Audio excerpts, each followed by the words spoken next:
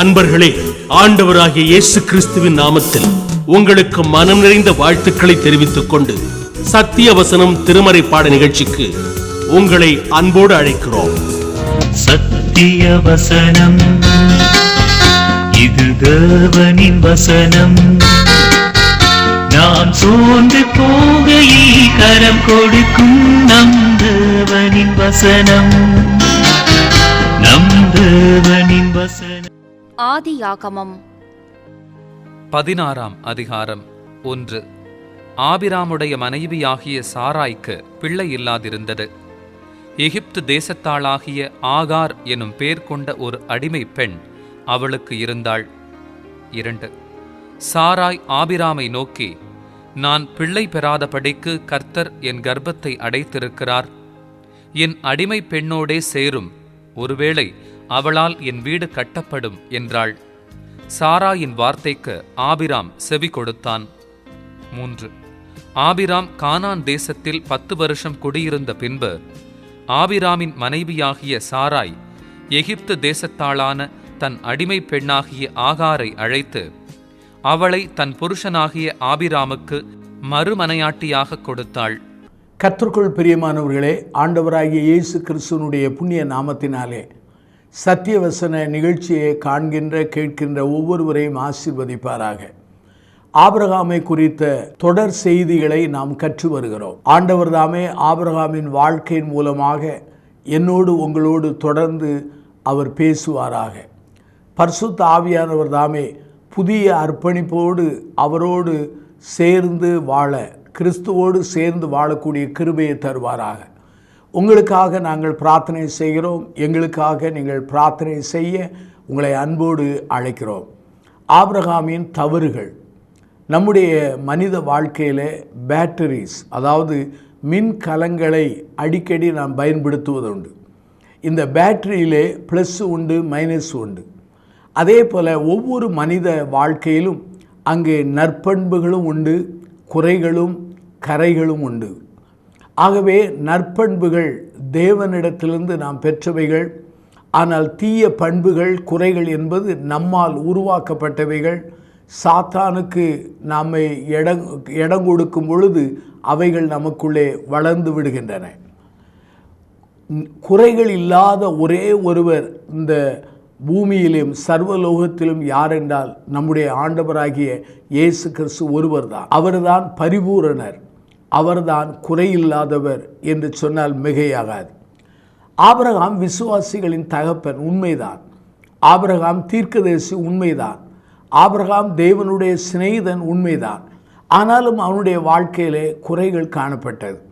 ஏனென்றால் அவன் மனிதன். அதே சமயத்தில் அவனுடைய வாழ்க்கையிலும் சில பலவீனங்கள் காணப்பட்டது. இன்றைக்கு தலைவர்கள், ஆன்மீக வழிகாட்டிகள், இப்படிப்பட்ட மக்களுடைய வாழ்விலும் கூட குறைகள் காணப்பட வாய்ப்புகள் காணப்படுகிறது. ஆபிரகாமனுடைய வாழ்க்கையின் அந்த படிப்பினைகள் நம்முடைய விசுவாச வாழ்வுக்கு வளர்ச்சிக்கு ஊன்றுகோலாக காணப்படுகின்றன. அதே சமயத்தில் ஆபிரகாமின் குறைகள் நமக்கு எச்சரிப்புகளாக காணப்படுகின்றன. ஆபிரகாமின் குறைகள், தவறுகள், தடுமாற்றங்கள், தடங்கள் எல்லாம் நாம் கற்றுக்கொள்ள அழைக்கப்படுகிறோம். ஆபிரகாம் வாழ்க்கையிலே 2 குறைகள் உண்டு. ஒன்று, பொய் கூறுகிற தன்மை.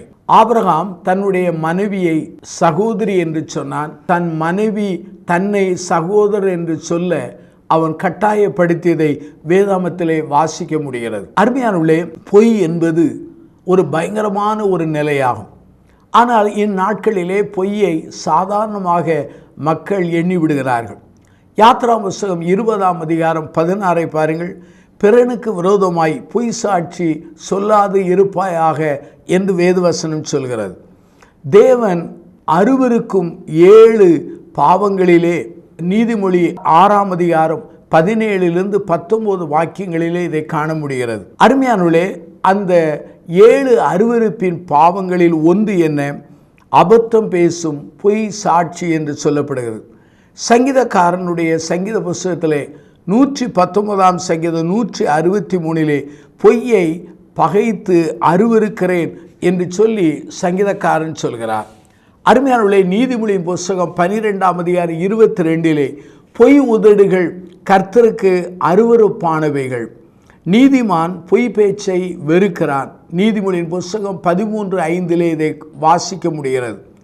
பொய் பேசும் உதடு பிரபுக்கு எவ்வளவேனும் தகாது. நீதிமொழியின் புஸ்தகம் 17:7 இதை காண முடிகிறது. ஓசியா 11ஆம் அதிகாரம் 12வது வாக்கியத்தை வாசித்தால், எப்ராயிமர் பொய்களினாலும் இஸ்ரவேல் வம்சத்தார் வஞ்சகத்தினாலும் என்னை சூழ்ந்து கொண்டு இருக்கிறார்கள் என்று வேதவசனத்தில் வாசிக்க முடிகிறது. செப்பனியா 3ஆம் அதிகாரம் 13 இஸ்ரவேலில் மீதியானவர்கள் அநியாயம் செய்வதும் இல்லை, அவர்கள் பொய் பேசுவதும் இல்லை, வஞ்சகம் அவர்கள் வாயிலே கண்டுபிடிக்கப்படுவதும் இல்லை என்று வேதவசனத்தில் வாசிக்கிறோம். இயேசுவானவர் பிசாசை பற்றி கூறும் பொழுது இவ்வாறு கூறுகிறார், சத்தியம் அவனிடத்தில் இல்லாதபடினால் அவன் சத்தியத்திலே நிலைநிற்கவில்லை, அவன் பொய்யனும் பொய்க்கு பிதாவாய் இருக்கிறபடினால் அவன் பொய் பேசும் பொழுது தன் சொந்தத்திலிருந்து எடுத்து பேசுகிறான் என்று சொல்கிறார். இந்த வசனத்தை யோவான் 8ஆம் அதிகாரம் 44 வாசிக்க முடிகிறது. பேதுரு அனனியாவிடத்தில் கூறும் பொழுது, பரிசுத்த ஆவியினிடத்திலே பொய் சொல்லும்படி சாத்தான் உன் இருதயத்தை நிரப்பினது என்ன என்று கேட்கிறார். அப்போஸ்தலர் நடபடி 5ஆம் அதிகாரம் 3வது வசனத்தில் இதை வாசிக்கிறோம். கொலோசியர் 3ஆம் அதிகாரம் 9 ஒருவருக்கொருவர் பொய் சொல்லாதிருங்கள் என்று சொல்லப்படுகிறது. 1 தீமோத்தேயு புஸ்தகம் 4ஆம் அதிகாரத்தில் 2-3 வாசித்து பாருங்கள். பொய்யர்கள் கட்டளையிடுகிறதாவது விவாகம் பண்ணாதபடியும் தேவன் படைத்த போஜன பதார்த்தங்களை விலக்க வேண்டும் என்று பொய்யர்கள் கட்டளையிடுவார்கள். வெளிப்படுத்தல் 22ஆம் அதிகாரம் 15வது வாக்கியத்திலும் பொய் பேசுகளை குறித்து வேதவசனம் சொல்கிறது.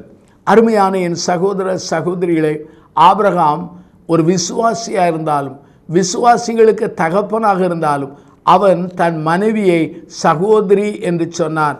அவனுடைய மனைவியும் அவனை சகோதரன் என்று சொன்னார்.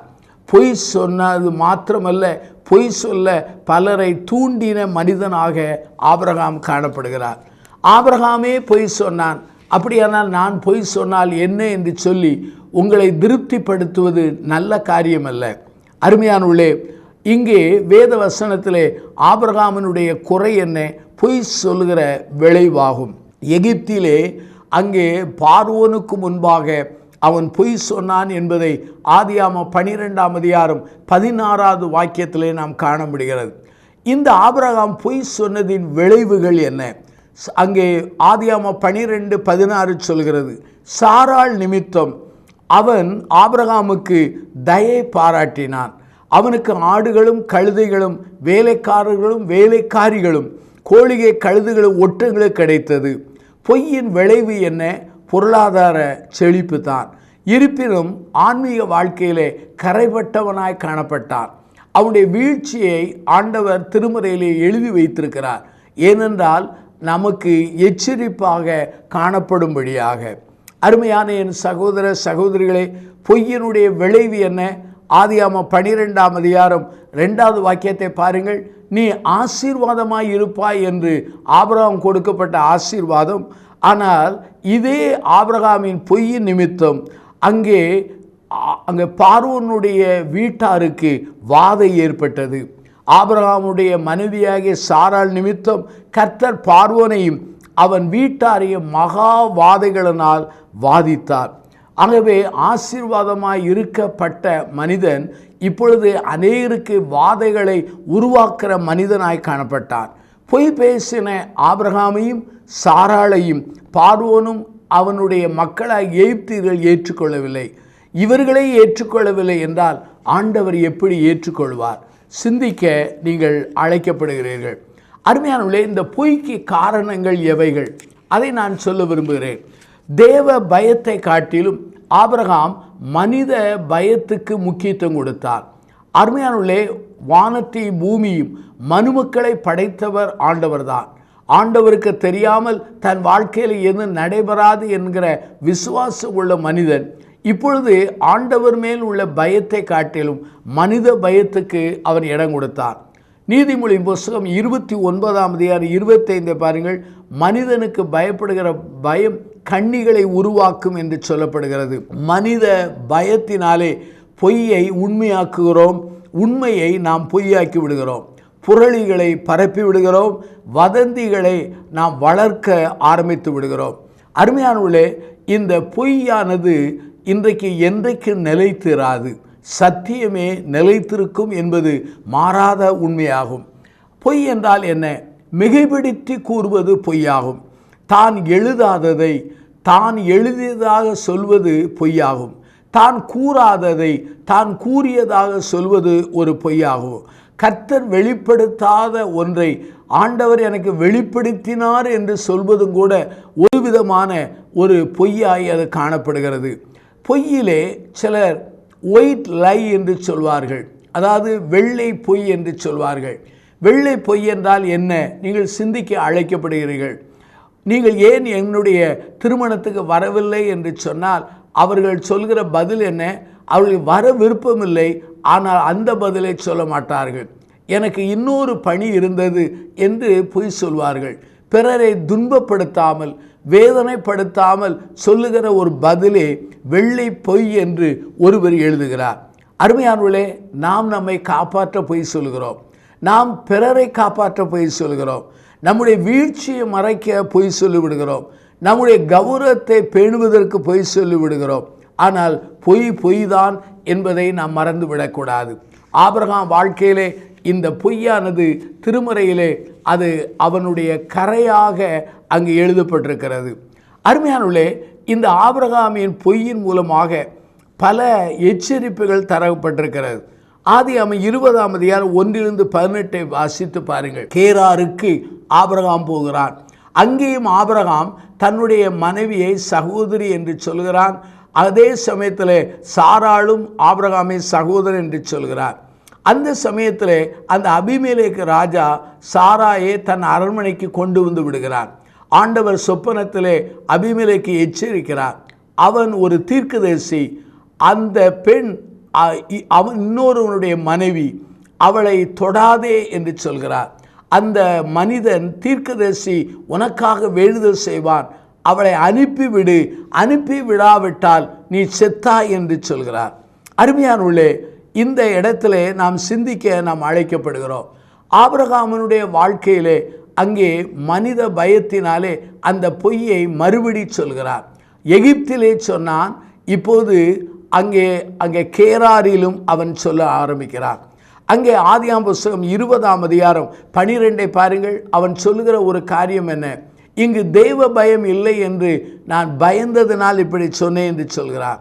அதே சமயத்தில் ஆதியாகமம் 20:12 அவள் என் சகோதரி என்பது மெய்தான், அவள் என் தகப்பனுக்கு குமாரத்தி, என் தாய்க்கு குமாரத்தி அல்ல, அவள் எனக்கு மனைவி என்று சொல்கிறார். அவன் சொன்ன அந்த செய்தியிலே பாதி உண்மை பாதி பொய்யா காணப்பட்டது. ஆபிரகாமின் பொய்யானது ரிப்பீட்டட் லை என்று சொல்லலாம். அங்கு எகிப்திலே சொன்னான், இப்போது அபிமெலேக்கு சொல்கிறார். அவன் சொன்ன பொய்யானது ஒரு பாதி உண்மை பாதி பொய்யாக அது காணப்பட்டது. அருமையானவர்களே, நம்முடைய வாழ்க்கையிலே இந்த பழக்கம் எப்படி இருக்கிறது என்பதை நாம் சிந்திக்க அழைக்கப்படுகிறோம். ஆகவே மிகவும் எச்சரிக்கையாக இருக்க அழைக்கப்படுகிறோம். நம்முடைய ஆண்டவருக்கு பேர் உண்மை உள்ளவர். அவருடைய வாயிலிருந்து வருகிற வார்த்தையெல்லாம் உண்மை உள்ளவைகள். உண்மை உள்ளவரை ஏற்றுக்கொண்ட என் வாழ்க்கையிலே உங்கள் வாழ்க்கையிலே பொய்யிலிருந்து நாம் விடுதலை பெற்றோமா என்பதை நாம் சிந்திக்க அழைக்கப்படுகிறோம். ஆனால் இந்த ஆபிரகாமின் பொய்யினாலே வாதை ஏற்பட்டது. அங்கே எகிப்திலும் பார்வோனுக்கும் வாதை ஏற்பட்டது. இங்கே அபிமெலேக்குக்கும் அவன் மனைவிக்கும் வேலைக்காரிகளுடைய கற்பம் அடைக்கப்பட்டது. ஆனால் ஆபிரகாம் ஜெபித்த போது ஆண்டவர் அவளை குணப்படுத்தி அவர்களுக்கு கற்பத்தை திறக்க வைத்து பிள்ளை பேரும்படி பாக்கியத்தை கொடுத்தார். இதை ஆதியாகமம் 20ஆம் அதிகாரம் 17-18 நாம் வாசிக்க முடிகிறது. அபிமெலேக்கு சாராளை கடிந்து கொள்கிறான் என்று வேதவசனம் சொல்கிறது. அருமையான என் சகோதர சகோதரிகளே, ஆபிரகாம் அங்கே எகிப்திலிருந்து துரத்தப்படுகிறான், கேராரிலிருந்து துரத்தப்படுகிறான். பிரியமான என் சகோதர சகோதரிகளே, இந்த ஆபிரகாமினுடைய முதல் குறை பொய் சொல்லுதல்.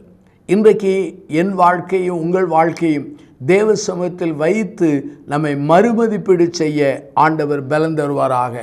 இந்த பொய்யின் பழக்கமானது ஆபிரகாமோடு நின்று விடவில்லை, ஆபிரகாமினுடைய மகனையும் தொற்றி கொண்டது. ஆதியாகமம் 26:6 வாசித்து பாருங்கள். ஈசாக்கு கேராரில் இருந்தபோது அதே தகப்பன் செய்த பொய்யைத்தான் அவனும் சொல்கிறான். நம்முடைய பொய்யின் பழக்கம் நம் பிள்ளைகளையும் சந்ததிகளையும் நம் தலைமுறையும் பாதிக்கும் என்பது உண்மைதான். இரண்டாவது குறை என்ன? ஆபிரகாம் மனித சத்தத்துக்கு இடம் கொடுத்தார். ஆதியாகமம் புஸ்தகத்திலே 12:16 எகிப்துக்கு சென்றபோது பார்வோன் கொடுத்த ஆடுகள், மாடுகள், கோழியை, கழுதைகள், அதே சமயத்தில் வேலைக்காரியோடு இந்த ஆகார் என்ற பெண்ணு வந்திருக்கலாம். ஆனால் ஆபிரகாமுக்கு நீண்ட காலமாய் தேவன் கொடுத்த வாக்குத்தத்தம் நிறைவேற தாமதமானது. அந்த டிலே என்கிற காரணத்தினாலே ஆபிரகாமினுடைய மனைவியாகிய சாராள் சொன்னாள், எனக்கு ஒரு அடிமை பெண் இருக்கிறாள், அவளோடு நீ சேர்த்து கொள்ளும், அவளை நான் உமக்கு மனைவியாய் கொடுக்கிறேன், அவள் மூலமாய் ஒருவேளை என் வீடு கட்டப்படும் என்று சொல்கிறாள். பாருங்கள், காரணம் என்ன? அங்கே 10 வருடங்கள் கானானிலே குடியிருந்தார்கள். அந்த கானானுடைய பழக்கம் என்ன? ஒருவனுக்கு தன் மனைவி மூலமாய் பிள்ளை இல்லை என்றால் வேலைக்காரிகளை அவர்கள் சேர்த்து கொள்வது மரபாக இருந்தது. அந்த கலாச்சாரம் ஆபிரகாமையும் சாராளையும் தொற்றி கொண்டது. இது எவ்வளவு எச்சரிப்பான ஒரு காரியம் பாருங்கள். அநேக சமயங்களிலே ஆண்டவர் கொடுக்கிற வாக்குத்தத்தங்கள் நிறைவேற காலம் தாமதமாகும் பொழுது நாம் மனித முடிவெடுக்கிறோம். நம்முடைய வாழ்க்கையிலே அநேக முடிவெடுக்கும் போது நல்ல முடிவுகளாகவும் சில சமயம் காணப்படுகிறது, அது தீய ஒரு முடிவுகளாகவும் காணப்பட வாய்ப்புகள் இருக்கிறது. இங்கே ஆபிரகாம் சாராளுடைய வார்த்தைக்கு அவன் செவி கொடுத்தான். இந்த சமயத்தில் முதல் காரியம் என்ன? ஆபிரகாம் தேவ திட்டத்தை காட்டிலும் மனித ஆசைகளுக்கும் உணர்வுகளுக்கும் விருப்பங்களுக்கும் முதல் இடம் கொடுத்தார். பிரியமான சகோதர சகோதரிகளே, தேவ திட்டமே முக்கியமே தவிர மனித விருப்பங்கள் திட்டங்கள் முக்கியம் அல்ல. கலாத்தியர் 4:23 வருகிறது, ஆகார் மூலமாய் பெற்ற அந்த குமாரன் மாம்சத்திலே பெற்றவன் என்று சொல்லப்படுகிறது. அதாவது நம்முடைய உடல் சம்பந்தமான அல்லது உலக சம்பந்தமான டிசையரால் ஏற்பட்டது. இதிலே நாம் விழிப்பாக இருக்கோம். தேவ சித்தமா உலக ஆசையா என்றால் தேவ சித்தத்துக்கு இடம் கொடுக்க வேண்டும். ஆபிரகாம் இதிலே தடுமாறி போனான். இரண்டாவதாக, வேத வசனத்துக்கு ஒருவேளை விரோதமாய் காணப்படுகிற எவைகளுக்கு நாம் ஒத்து போகக்கூடாது. ஆபிரகாமுக்கு ஆண்டவர் ஒரு ஈசாக்கை தருவேன் என்று வாக்கு கொடுத்திருந்தார். ஆனால் இந்த சமயத்தில் காலம் தாமதமானதினாலே இவள் தேவ சித்தத்தை காட்டிலும் ஆபிரகாமும் சாராளும் அவர்கள் உலக சித்தத்துக்கு இடம் கொடுத்தார்கள். இது ஒரு ஆபத்தான ஒரு காரியமாகும். அங்கே ஆகாரை சேர்ந்து கொண்டான் ஆபிரகாம். ஆகார் கர்ப்பவதியானாள். உடனே தன் எஜமானியாகிய சாராளை அற்பமாய் எண்ணுகிறாள். உடனே சாராள் சொல்லுகிறாள், இதோ அவளுக்கும் எனக்கு இடையிலே கர்த்தர் நடு நின்று நியாயம் தீர்ப்பாராக என்று சொன்னாள். இந்த இடத்திலே சாராள் தன்னுடைய பிரச்சனையை தானே இழுத்து கொண்டாள். ஆனால் பழிகளை இங்கு ஆண்டவர் மேலேயும் அதே சமயத்தில் ஆபிரகாம் மேலேயும் போடுகிறார். நம்முடைய வாழ்க்கையிலே முதிர்ச்சியற்ற தன்மையினுடைய விளைவு என்ன தெரியுமா? பிறர் மேலே குற்றம் சுமத்துகிற தன்மையாகும். இந்த இடத்துல ஆபிரகாமுடைய மனைவியாகிய சாராள் ஆகாரை கடூரமாய் நடத்துகிறாள். கடூரமாய் நடத்தும் பொழுது அந்த நடந்து கொண்ட ஒரு காரியம் என்ன? அவள் ஓடி விடுகிறாள். வேதவசனம் பாருங்கள், அங்கே தெளிவாய் சொல்கிற ஒரு காரியம் என்ன? அவள் உன் கையிலே இருக்கிறாள், உனக்கு விருப்பப்படி செய் என்று சொல்லி ஆபிரகாம் சாராளுக்கு சொல்கிறாள். இந்த சமயத்தில் ஆபிரகாம் தான் குடும்ப தலைவன், ஆபிரகாம் தான் கோத்திர தலைவன். இந்த சாராளுக்கும் ஆகாருக்கு இடையில் உள்ள பிரச்சனையை அவன் கையாண்டு அந்த பிரச்சனையை தீர்த்திருக்க வேண்டும். ஆனால் அந்த பிரச்சனையிலே அவன் தலையிடாதபடி முழு பொறுப்பையும் சாராளுக்கு விட்டு கொடுக்கிறான். தன்னுடைய பொறுப்புகளை கடமைகளை தவறவிட்ட மனிதனாய் காணப்பட்டான். இத்தனைக்கு காரணம் என்ன? அவன் மனித அழுத்தங்களுக்கு இடம் கொடுத்தான். அருமையானவர்களே, இந்த செய்தியை கேட்டுக்கொண்டிருக்கிற சகோதர சகோதரிகளே, ஆபிரகாமின் குறை என்ன? ஒன்று, பொய் சொன்னான். இரண்டாவது, மனித அழுத்தங்களுக்கு இடம் கொடுத்து தடுமாறி போனான். இதனுடைய விளைவு என்ன தெரியுமா? ஆகார் மூலமாய் பெற்ற அந்த மகனுக்கு இஸ்மவேல் என்று பெயரிட்டார்கள். அந்த மனிதனுக்கு ஆண்டவர் சொல்கிற வார்த்தை என்ன? அவன் துஷ்ட மனிதனாயிருப்பான், அவன் சகோதரர்களுக்கு விரோதமாயிருப்பான், அவன் தன் சகோதரனுக்கு விரோதமாய் கூடாரம் போடுவான் என்று சொல்லி வேதவசனம் சொல்கிறது. இதை ஆதியாகமம் 16:12 வாசிக்க முடிகிறது. இந்த இஸ்மவேல் வழியாகத்தான் அரேபியர்கள் எழும்பினார்கள் என்று வரலாற்று செய்தி சொல்கிறது. இன்றைக்கி அநேக போராட்டங்களுக்கு ஆபிரகாமின் தடுமாற்றம் ஒரு அஸ்திபாரமாக காணப்பட்டது. அருமையான என் சகோதர சகோதரிகளே, ஆபிரகாமின் 2 குறைகள். முதல் குறை பொய் சொல்லுதல், இரண்டாவது மனித அழுத்தங்களுக்கு இடம் கொடுத்தல். இன்றைக்கு நம் வாழ்க்கையை மறுமதிப்பீடு செய்வோம். என் வாழ்க்கையிலே, உங்கள் வாழ்க்கையிலே இந்த காரியங்கள் காணப்படுகிறதா? மனம் திரும்புவோம், அர்ப்பணிப்போம், புதுப்பிப்போம். இந்த 2 தன்மையிலிருந்து வெளியே வர ஆவியானவர் உதவி செய்வாராக. கண்களை மூடி நாம் பிரார்த்தனை செய்வோம். ஜீவனுள்ள பிதாவே, இந்த நல்ல நாளுக்காக நாங்கள் நன்றி சொல்கிறோம். ஆண்டவரே, ஆபிரகாமின் குறைகள் எங்கள் வாழ்விலும் உண்டு என்பதை நாங்கள் அத்தனை பேரும் ஒத்துக்கொள்கிறோம். பொய்களை எடுத்து போடும், வெள்ளை பொய்களை எடுத்து போடும். ஆண்டவரே, பாதி பொய்களை எடுத்து போடும். பொய் தான் என்பதை உணர்கிற மனசாட்சியை தாரும். பிறருடைய அழுத்தங்களுக்கு இடம் கொடுத்து விடாதபடி எங்களை பாதுகாத்து கொள்ளும். தேவ திட்டத்திற்கு எங்களை அர்ப்பணிக்க பலந்தாரும்.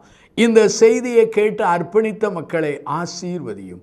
இயேசுவின் மூலம் செபிக்கிறோம் ஜீவனுள்ள பிதாவே, ஆமென். இந்த புத்தகம் பற்றிய விபரங்களுக்கு சத்திய வசனம் அலுவலகத்தை தொடர்பு கொள்ளவும்.